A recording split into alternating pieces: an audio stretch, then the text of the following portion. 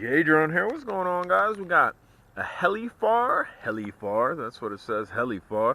Little whoop style drone. This does have little sensors all underneath it. You can see a little sensor right there. You can see the sensors right there. You can see a sensor there. You can see a sensor there. You can see a sensor there.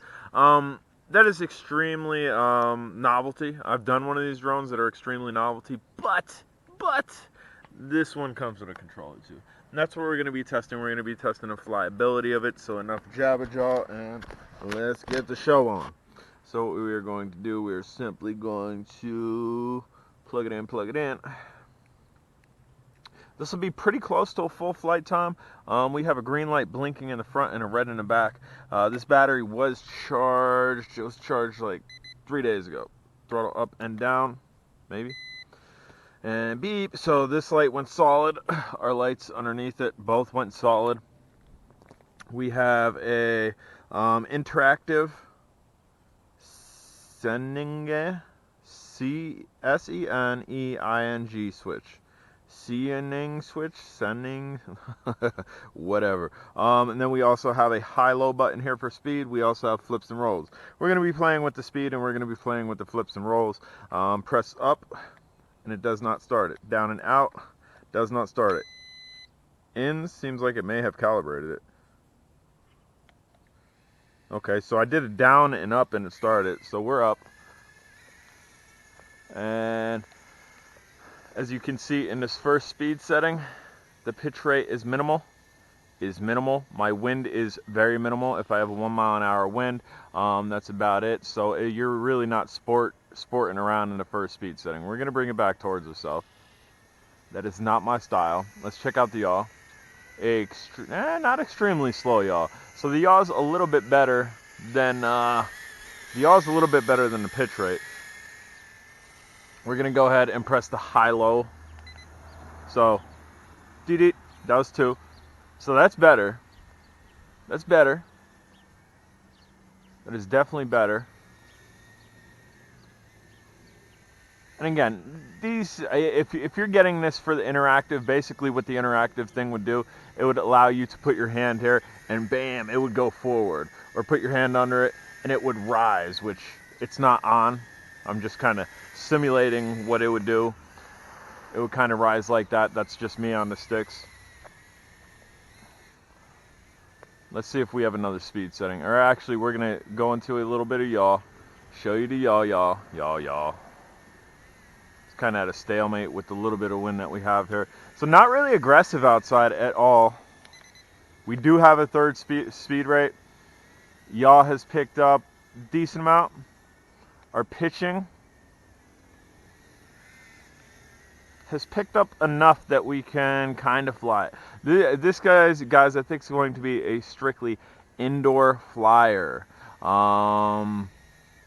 Again, if you're picking this up because of the cool factor of the sensors on it, then I'm sure it works properly. I mean, we can try it. I don't know if we hit this, what's going to happen if we hit. Maybe I got a long hold it or something. Okay. So, there. You can see it going left, rise, it just rose. Pushing it forward, it's going forward. Go ahead and put my hand here, going backwards, go like this, goes that way. Put my hand here, it goes that way. So we did test it. I wasn't going to test it. Let's go back towards ourselves. And actually that just made it rise up. So I'm going to drop it down. And again, we'll show you the rise up. It's kind of cool, I guess. Rise, and it rises up. We're gonna hold the top bumper, and we should be out of that mode. We're gonna check out the flips, see how the flips are. Flips clean. Show you that again. We'll go ahead and do a barrel roll then. And again, this thing's not handling the moderate, you can see it flying back that way. It's not handling the moderate wind at all. This is an indoor flyer. You guys probably can't even hear the wind. You probably can't even, well, you might be able to see the trees shaking a little bit up there. It's not bad. 3 mile an hour tops.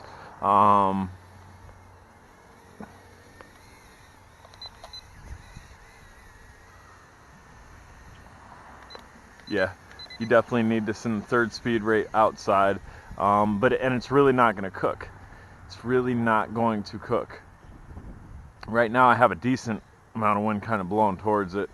It's stopped a little bit. Let's try to get this in for some camera love, maybe. It's like at a dead stall. Damn.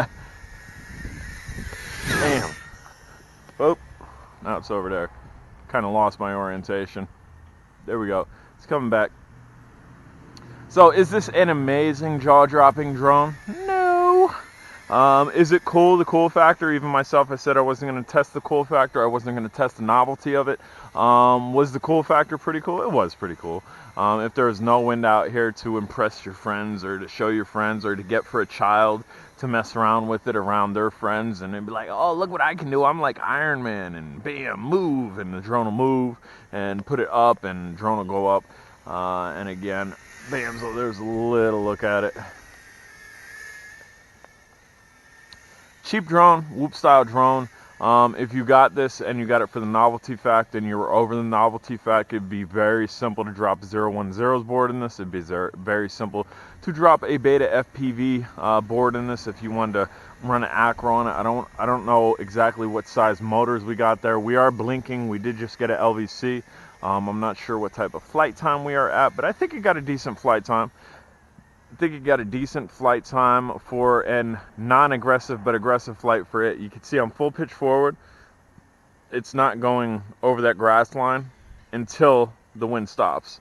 So again, this is in no way an outdoor flyer. This really should be flown inside. And again, probably for a beginner or somebody like myself that really wants to challenge flying this thing. You actually might get a little bit more frustrated than having a challenge. Or again, the novelty factor. It has a sensor on the front, it has a sensor in the back, it has a sensor on the left, it has a sensor on the right, and it has sensors underneath it. That way you can raise it up. The only sensor they are missing, which, no, they don't have it, is a sensor on top, which they should have a sensor on top. So when you put your hand under it and it raises up and you want to drop it down, you put your hand over top of it and it'll drop down. I'm going to fly it until it drops. I'm going to fly it until it slowly drops to the ground or it just cuts out. I definitely can feel a sag in the battery where I'm pushing up, letting go of it. It's altitude hold now. I'm pushed, bam, and just cut off. So that's about the time that you can expect once your LVC hits. Is it a cool looking drone? It is absolutely a cool looking drone. Kind of like a Phoenix. Kind of like a Phoenix, I think. Kind of a little Phoenix look to it. Alright guys, I'm J Drone. Just something new for y'all.